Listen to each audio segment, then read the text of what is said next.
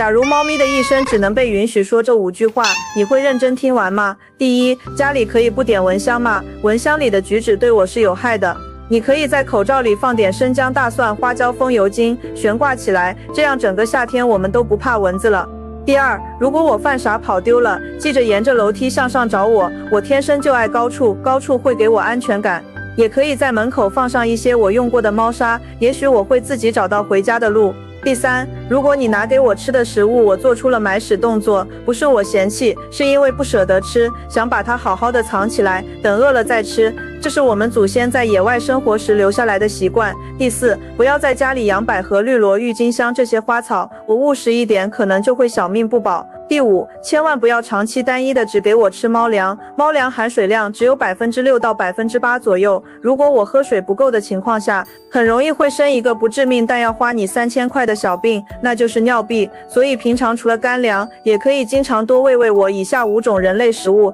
不仅让我越吃越健康，关键时刻还能解决一些小毛小病。第一，豆腐，豆腐是个好东西，如果我总是动不动就生病，可以适当的给我吃一些豆腐。豆腐不仅能够增强猫咪的免疫力，而且豆腐含水量较高，我吃的同时顺带把水也补了，让嘘嘘更加顺畅。第二，菠菜。菠菜中不仅含有丰富的维生素，还含有大量的铁元素和胡萝卜素。如果我视力不好，可以经常吃菠菜来保护眼睛，但是一定要把菠菜煮熟了之后再喂给我吃。第三，山药，如果我吃了不容易消化的食物，你就把山药蒸熟了喂给我吃，1周吃2次，也不吐白沫了，也不吐黄水了，胃口也好了，买益生菌的钱都省了。第四，鸡肝，含有丰富的铁元素，如果我出现挑食，适当吃些鸡肝可以让我胃口大开，但是不能多吃，成年猫1周喂50克以下是比较安全的量。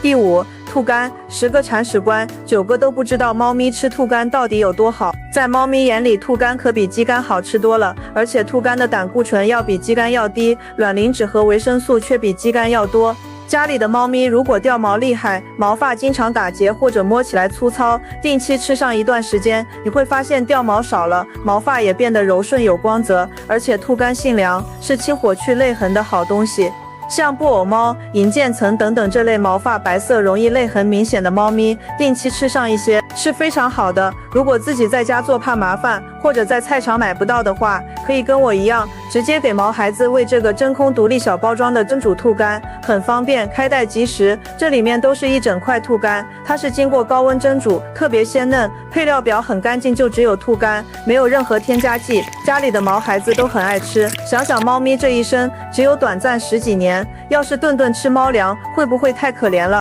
偶尔给它改善下伙食，就能让毛孩子快乐好一阵子。关键毛孩子吃得安心，我们也放心。同款我放视频左下角和主页橱窗里边了，现在有活动，9块90包，有需要的家长赶紧也给自家毛孩子囤点。